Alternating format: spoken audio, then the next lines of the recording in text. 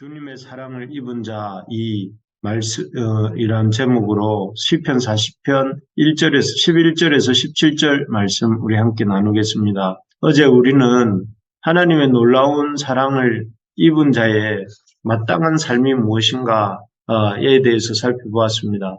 하나님의 그 놀라운 사랑을 입은 자라면, 또 그렇게 하나님의 사랑을 받은 자라면 우리는 무엇보다 우리 하나님이 우리를 그 어떤 기막힌 웅덩이와 수렁에서도 건져주시는 구원의 하나님이심을 믿어야 한다고 했습니다.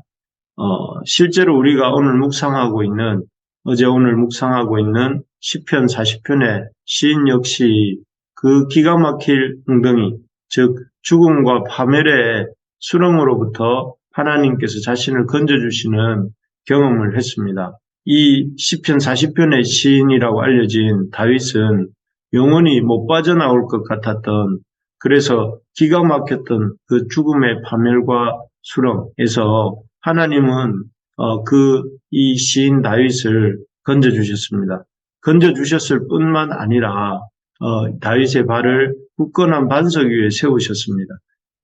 그래서 시인으로 하여금 하나님을 향한 그 이전의 사람들은 누구도 부르지 않았던 새 노래를 부르게 하실 뿐 아니라 그 새 노래를 통하여서 수많은 사람들에게, 다윗의 수많은 시편들이 있죠. 그런 수많은 시편, 새 노래를 통해서 수많은 사람들에게 하나님의 영광을 드러내게 하셨습니다.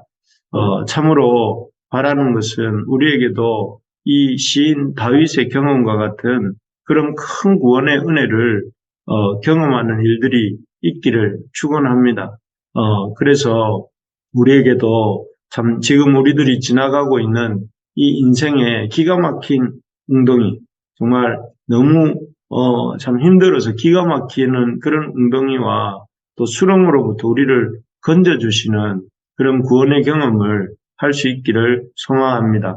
그래서 참 우리 가운데 몸이 안 좋은 분도 계시고, 또 어려운 경제적인 형편 가운데 힘들어하는 분도 계시고, 또 막막한 인생의 진로 문제와 취업 문제로 이렇게 몸부림치며 고민하는 청년들도 있고, 공동체를 또 이렇게 세우기 위해서 이렇게 애쓰는 우리 사역자들도 있고, 다 이런 참 애쓰는 모든 일들에 하나님이 놀랍게 그 기가 막힐 웅덩이와 수렁에서 건져주시는 그런 경험을 할 수 있기를 간절히 소망합니다.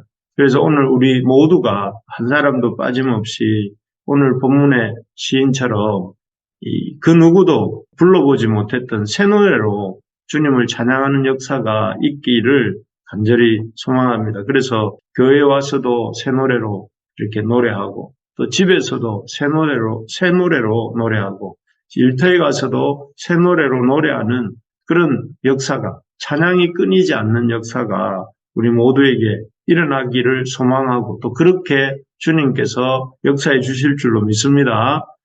그래서 우리 모두가 새 노래로 주님을 찬양하는 우리 교회, 또 우리 공동체 또 되기를 간절히 기도해 봅니다. 오늘 본문에는 그렇게 놀라운 은혜, 수렁에서 건져주시는, 기가 막힐 웅덩이에서 건져주시는 경험을 했던 시인의 이야기가 계속해서 어제 이어지고 있습니다. 그렇게 놀랍게 수렁에서 건져주시는 은혜를 경험했다면, 구원의 그 은혜를 경험했다면, 거기서 쭉 계속해서 그 은혜 가운데, 그 참 하나님의 놀라운 이적 가운데 살아가면 좋을 것 같습니다. 그런데 이 땅에서의 신앙생활은 결코 그렇게 단 한 번의 은혜를 경험하고 그 은혜를 경험한 이후에 쭉 그 은혜 가운데 거하는 것으로 이렇게 나아가는 것은 아닌 것 같습니다. 이 땅에서의 은혜는 때로는 그 은혜 이후에 고난이 있고, 또 그 고난을 통해서 더 하나님을 의지하게 하시고, 이를 통해서 하나님의 은혜를 더 깊이 알아가게 하시는 것이 하나님의 역사 방법입니다. 시인이 어제 기가 막힐 웅덩이와 또 수렁에서 건져주시는 하나님의 구원의 은혜를 경험한 이후에 오늘 다시 경험하게 되는 삶의 어려움이 무엇일까요? 오늘 본문을 보면 크게 두 가지 정도가 나오는데요. 첫째는 시인 자신의 제약으로 인한 내적 문제이고, 두 번째는 시인을 조소하는 자들로 인한 외적인 문제들입니다. 내적인 문제도 있고 외적인 문제도 있다는 말이죠. 그래서 시인은 이 내적, 외적 문제들을 통해서도 주님을 더 의지하게 되고, 또 주님을 의지하는 것을 통해서 주님을 더 알아가게 됩니다. 먼저 시인 자신의 죄악으로 인한 내적인 문제입니다. 우리 12절을 같이 한번 읽어보겠습니다. 수많은 재앙이 나를 둘러싸고 나의 죄악이 나를 덮침으로 우러러볼 수도 없으며 제가 나의 머리털보다 많음으로 내가 낙심하였음이니이다. 이렇게 되어 있습니다. 여기 보면 이 큰 구원의 은혜를 경험한 이후에 시인은 또 힘들게 했던 문제는 그 자신의 머리털보다 많은 자신의 죄악과 또 그 죄악으로 인한 수많은 재앙들이 시인을 참 이렇게 괴롭게 하고 있는, 낙심하게 하는 문제였습니다. 그가 참 이렇게 하나님의 큰 구원의 은혜를 받았고 또 경험했지만 여전히 그의 삶에 이런 수많은 죄악들이 있었고 또 그로 인하여서 참 여러 가지 재앙들이 있었고 그로 인해 또 낙심했던 것을 보게 됩니다. 큰 구원의 은혜를 받는다고 해서 우리라는 존재가, 이 인간이라는 실존을 가지고 있는 우리라는 존재가 하루아침에 전혀 다른 존재가 되는 것은 아닙니다. 그렇죠? 아무리 우리가 큰 은혜를 받는다고 해도 그 다음날 해는 어디에서 뜹니까? 여전히 동쪽에서 뜹니다. 그리고 삶은 어제와 다를 바 없이 오늘도 진행되고 어제처럼 오늘도 또 내일도 살게 되는 것입니다. 그래서 참 큰 은혜를 받는다고 해서 내 삶이 갑자기 어떤 전혀 새로운 삶이 되는 것은 아니고 우리의 환경이 전혀 새로워지는 것은 아니라는 것입니다. 그래서 참 은혜를 어떻게 보면 은혜를 받아도 내 삶에 달라지는 것이 없는 것 같고 또 여전히 이전처럼 죄 짓는 삶이 반복되고 있는 반복될 때가 있습니다. 그렇게 생각해 보면 참 은혜는 소용이 없고 은혜 받아도 뭐 원래대로 며칠 있다가는 또 그 다음 날부터는 원래대로 돌아간다면 아무 소용이 없는 거 아닌가 이런 생각이 들기도 하죠. 우리가 은혜를 받았는데 그 은혜 이후에 이어지는 날들이 은혜 받기 이전의 날들과 비슷한 것 같은 느낌이 들 때에 참 이 시인처럼 낙심하게 되고 또 그래서 이렇게 하나님 앞에 참 호소하게 되는 것이죠. 그렇다면 정말로 은혜를 받는 것은 의미가 없는 일일까요? 그렇지 않습니다. 왜냐하면 11절처럼 기도할 수 있기 때문인데요. 11절을 제가 한번 읽어드리겠습니다. 여호와여 주의 긍휼을 내게서 거두지 마시고 주의 인자와 진리로 나를 항상 보호하소서. 여기 이 구절은 이렇게 보면 청원으로 보입니다. 하나님 앞에 이렇게 하나님 이렇게 해주십시오 하고 청원하는 것처럼 번역이 되어 있습니다. 하지만 히브리 원어의 의미를 살려서 미완료 시제가 있습니다. 미완료라고 하는 청원형이 아닌 미완료 시제로 해석하면 이 구절은 또 이렇게 번역도 할 수 있습니다. 여호와여 주의 긍휼을 내게서 거두지 마시고, 이 구절이 여호와여 당신께서는 당신의 긍휼을 나로부터 거두지 않으실 것입니다. 당신의 인자와 성실이 계속 나를 보호할 것입니다. 이렇게 번역할 수 있습니다. 좀 다르죠, 뉘앙스가. 여호와여, 여기 성경 본문, 개역 개정 본문으로 나와 있는 부분을 보면 여호와여 주의 긍휼을 내게서 거두지 마시고 주의 인자와 진리로 나를 항상 보호하소서라고 읽히는데 이것도 맞습니다. 이렇게 청원형으로 이렇게 해석할 수도 있는데 또 이것을 미완료 시제로 해석하면 이렇게도 할 수 있다는 거죠. 여호와 당신께서는 당신의 긍휼을 나로부터 거두지 않으실 것입니다. 당신의 인자와 성실이 계속 나를 보호할 것입니다. 여기 보면 이렇게 해석하고 보면 시인이 어제 기가 막힌 웅덩이와 수렁에서 건져주시는 하나님의 은혜를 경험한 시인의 그 경험과 그 경험에서 오는 믿음이 기도에서도 나타나는 것이죠. 하나님께서 자신을 기가 막힐 웅덩이와 수렁에서도 건져주셨다면 지금 자신의 그 머리털보다 많은 죄악과 그 재앙에도 불구하고 방금 읽어드린 것처럼 하나님께서 긍휼을 나로부터 거두지 않으실 것이고 당신의 인자와 성실이 계속 나를 보호할 것입니다. 라고 고백했던 그 고백을 하게 되는 믿음이 생기는 것입니다. 그렇습니다. 한번 주님께서 나를 기가 막힌 웅덩이와 수렁에서 건졌다는 그 경험을 가지고 돌아보고 또 실제 자신의 삶에 적용해 볼 때 비록 나의 삶에 이 머리털보다 많은 제약이 있고 그 재앙들이 있고 또 그로 인해서 우리의 참 낙심되는 환경이 있다 할지라도 우리를 향한 하나님의 긍휼 또 인자와 성실하심이 중단되지 않고 우리의 구원을 이루어 가실 것이다 하는 그런 믿음을 우리가 갖게 된다 하는 것입니다. 이것을 우리가 믿고 붙들 수 있기를 바랍니다.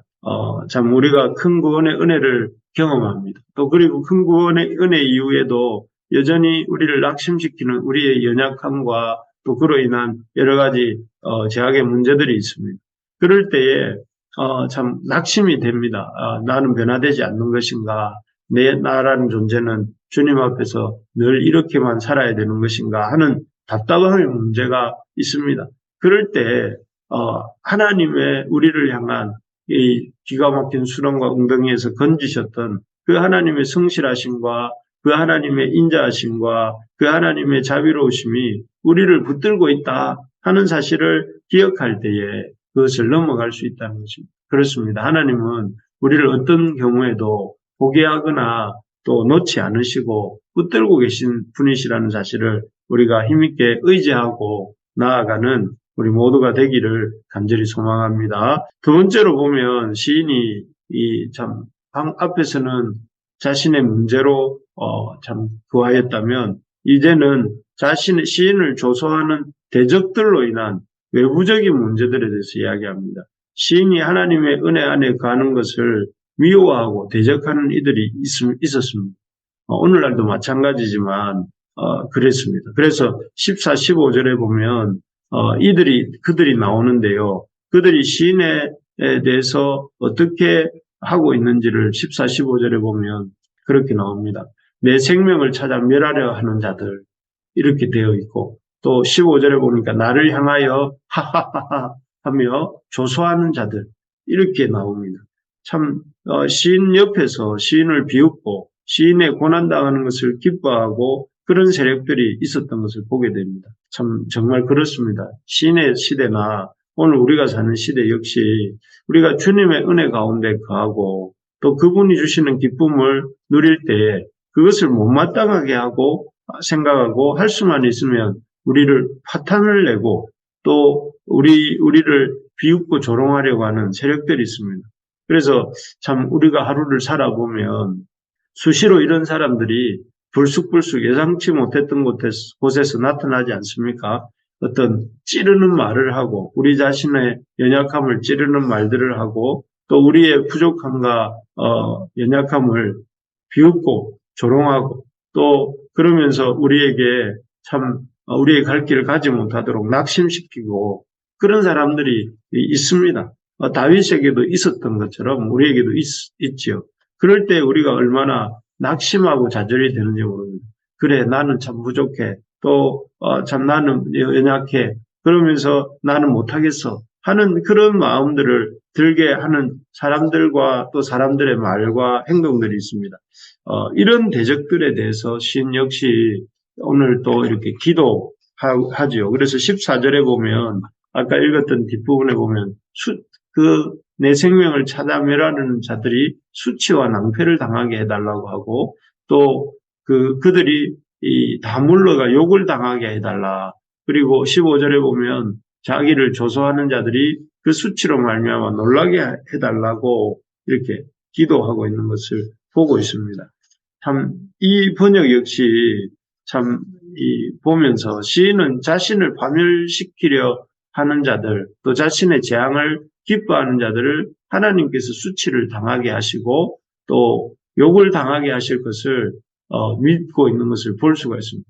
그래서 자신의 대적들이 자신을 대적하도록 그냥 하나님이 내버려 두시는 것이 아니고 자신의 대적이야말로 하나님의 대적도 되고 또 하나님께서 또 그런 하나님의 대적이 되는 자신의 대적들을 친히 다루실 것이다 하는 것을 믿고 또 그것을 기도하는 것이죠. 정말 그렇습니다.